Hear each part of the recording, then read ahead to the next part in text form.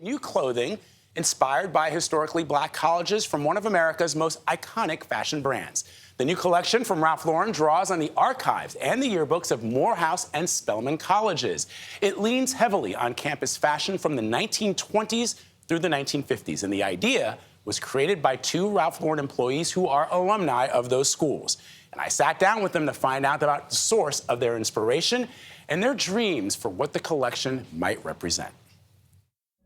I have always believed in the American dream. For over 50 years, Ralph Lauren's line of clothing has celebrated elegance and style with a romanticized vision of America. Now, its latest chapter of Americana, perhaps overdue, is a collection inspired by the archives of two historically black colleges and universities, featuring an all-black production team and models from Spelman and Morehouse colleges. Previously, you know, the way that we showed collegiate style to the world was really through a white Ivy League lens.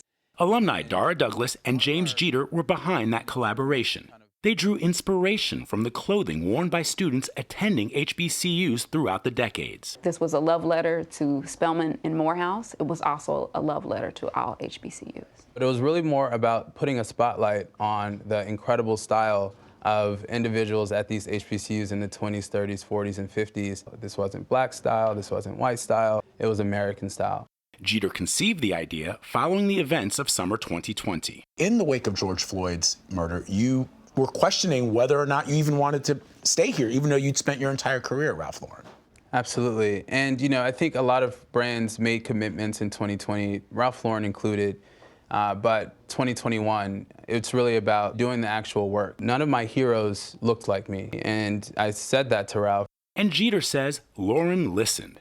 Though the label historically included black models like Naomi Campbell and Tyson Beckford when other campaigns lagged on diversity, through the ages, Ralph Lauren has been seen as the paragon of Ivy League prep, elite society, and some have even said waspiness. But its creator was none of those things. He was a Jewish kid from the Bronx. When Ralph Lipschitz started this company, he was an outsider himself. Exactly. Ralph didn't grow up as a part of the Ivy League school, so he made that world for himself. And he built a dream. What do you say to people who will say, well, yeah, there's an opportunity to make some money here? It's so much bigger than, again, the money. I think it's about a little girl walking by a billboard and seeing herself up in the sky. How important is it to see yourself represented in these spaces? It's profoundly important. Professor David Wall Rice was in the campaign. He says Jeter's vision included an open dialogue about complex issues. Some historians who've said, well, this clothing that the brand represents is clothing that black people have had to wear to occupy white spaces. And if anything, this might be a way to simply make money. I think that's fair. Now, one of the things that I would say is that as we're talking about how it is that black folks show up in the world, there's no singular way of doing that. In suggesting how it is that black folk have to wear clothes to do a certain thing, I think that divorces us from agency. Wall Rice says black Americans have spent 400 years adapting and finding ways to navigate the American cultural landscape. I'm thinking now of Du Bois's classic note and construct of double consciousness, where there is the black cultural and there's also the American cultural.